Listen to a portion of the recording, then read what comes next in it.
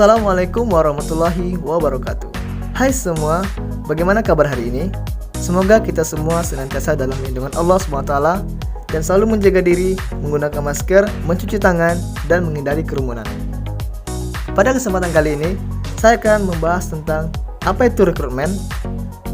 Di dalam sebuah perusahaan, tenaga kerja atau sumber daya manusia merupakan hal yang sangat penting untuk mencapai tujuan dari perusahaan, yang mana salah satu prosesnya adalah menempatkan tenaga kerja sesuai dengan potensinya, atau yang biasa kita sebut dengan rekrutmen. Lantas apa itu rekrutmen? Rekrutmen merupakan pelaksanaan atau aktivitas organisasi awal dengan tujuan untuk mengidentifikasi dan mencari tenaga kerja yang potensial. Atau menurut Henry, rekrutmen adalah aktivitas mencari dan memikat pelamar kerja dengan motivasi, kemampuan, keahlian, dan pengetahuan yang diperlukan guna menutupi kekurangan yang diidentifikasi dalam perencanaan kepegawaian.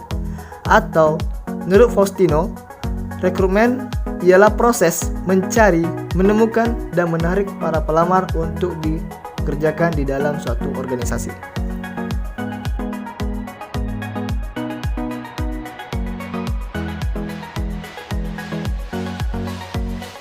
Baiklah, saya selaku pemateri kedua akan melanjutkan pembahasan yang sebelumnya adalah pengertian dari rekrutmen.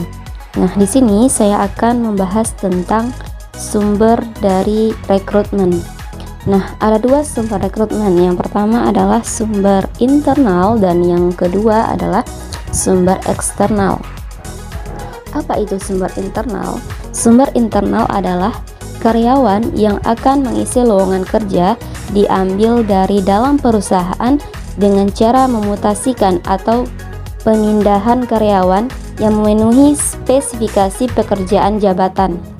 Beberapa alternatif perekrutan dengan sumber internal organisasi melalui yang pertama promosi, yang kedua transfer atau rotasi, yang ketiga pengkaryaan kembali, yang keempat kelompok pekerja sementara atau kontrak kerja. Yang kedua adalah sumber eksternal. Apa itu sumber eksternal? Sumber eksternal adalah sumber perekrutan tenaga kerja di luar perusahaan, yaitu yang pertama kantor penempatan tenaga kerja, yang kedua lembaga-lembaga pendidikan, yang ketiga referensi karyawan atau rekanan, yang keempat serikat-serikat buruh, yang kelima, pencangkokan dari perusahaan lain.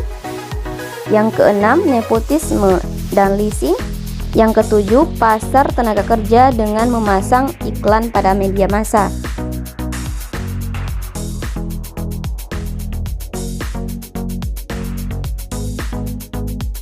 Baiklah, di sini saya akan membahas tentang metode internal.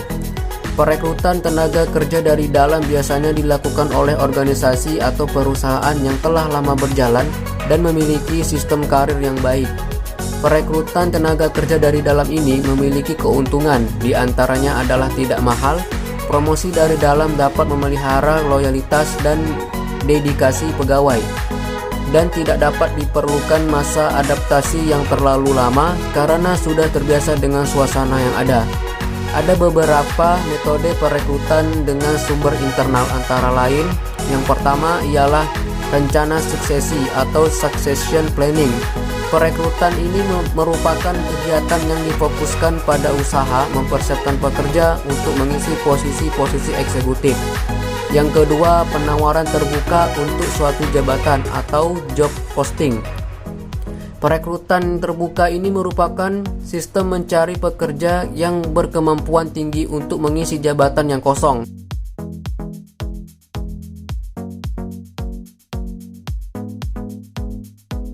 Rekrutmen eksternal. Rekrutmen eksternal adalah proses rekrutmen di mana kita menggunakan jasa orang dari luar organisasi untuk melakukan proses rekrutmen. Rekrutmen eksternal adalah proses mencari karyawan di luar perusahaan. Cara ini biasanya dilakukan dengan memasang iklan lowongan pekerjaan pada tempat-tempat tertentu atau website. Proses rekrutmen ini adalah yang paling banyak dipertimbangkan oleh HRD atau perekrut ketika mereka diminta untuk mencari kandidat karyawan untuk mengisi posisi pada perusahaan.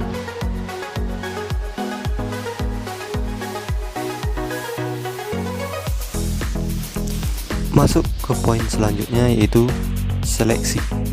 Seleksi adalah pemilihan seseorang tertentu dari kelompok karyawan-karyawan potensial untuk melaksanakan suatu jabatan tertentu. Prestasi masa lalu masih merupakan petunjuk paling baik bagi prestasi di masa mendatang. Apa yang telah dilakukan oleh seseorang di waktu lalu, seperti ditunjukkan oleh laporan-laporan sekolah, pengalaman kerja, dan kegiatan-kegiatan di luar kurikulum, adalah prediktor paling baik tentang apa yang kemungkinan akan dilakukan di waktu yang akan datang.